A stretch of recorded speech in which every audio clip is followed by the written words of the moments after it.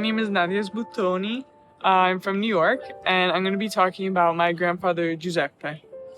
The image of my grandfather that is most impressed in my memory is him sweeping the leaves in front of his Astoria, Queens apartment that he shared with his wife, Maria, and my grandmother. My grandfather was born in 1922 in Sbuttoni, a small village in the mountains of Bardi in the province of Parma in the Emilia-Romagna region. My grandfather's life was long, successful too, but he was careful not to show it. He had 3 sets of identical outfits that he rotated on a daily basis: long sleeve flannel shirt, a homemade knit sweater vest, and brown dockers.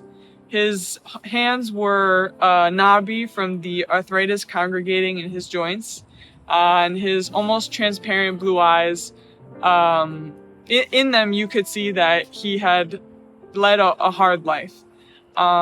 We were all sitting around the dining room table on a Sunday afternoon when my grandfather told me about the war for the first time. He smiled, as usual, without showing any teeth, and began his story. He told me about when he was 19, 2 years before he was drafted, and the Nazis came to Sbuttoni for the first time. He and his cousins fled to their grandmother's house because men of that age, not committed to the war already, could be killed. In his grandmother's house, there was a stone floor tile, which, when removed, 5 or 6 men could go in the space underneath and fit in there standing upright. He told me about the anxiety and claustrophobia that he felt in the 2 days that he and his cousins were down there without any food or drink.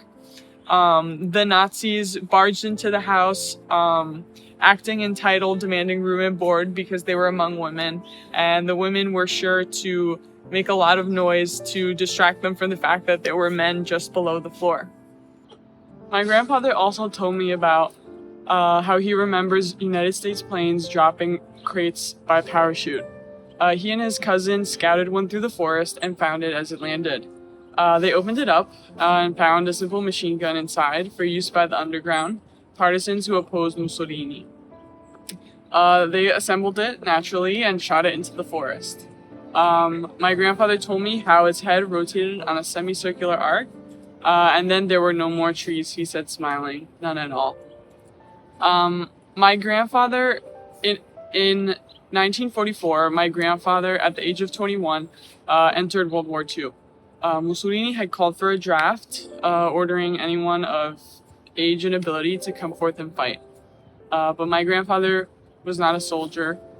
He was just a boy. In fact, he was just a farmer boy, whose responsibilities included taking care of the cows.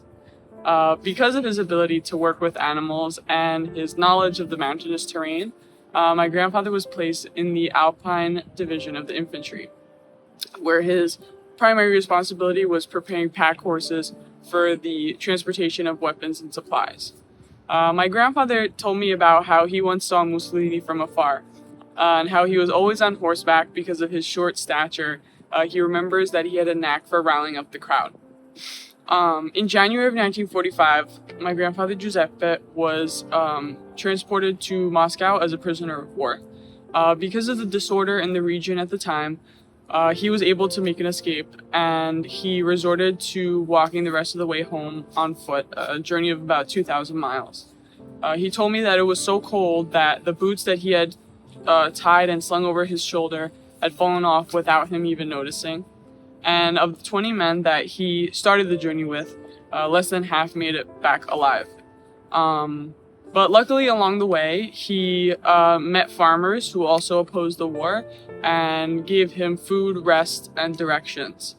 My grandfather and his comrades, like once they were sort of close to home, they caught a bus that would take them the rest of the way there. Along the way, Nazi officials stopped the bus and demanded to see proper identification from everyone who was on there.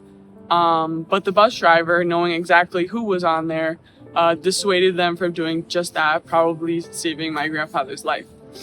After many, many months, my grandfather finally made it home to Sbuttoni. He would stay there for another 20 years before he would emigrate to New York.